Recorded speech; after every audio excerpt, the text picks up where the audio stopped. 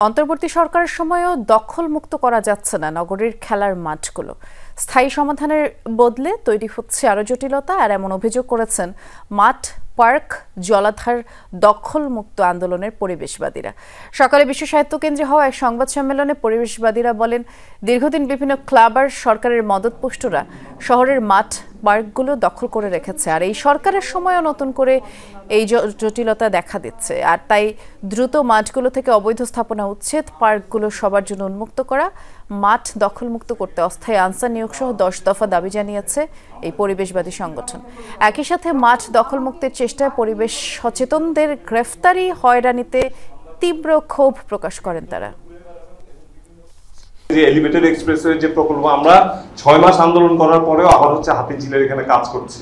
এই নির্লজ্জ চুক্তিগুলো আসে কোথা থেকে?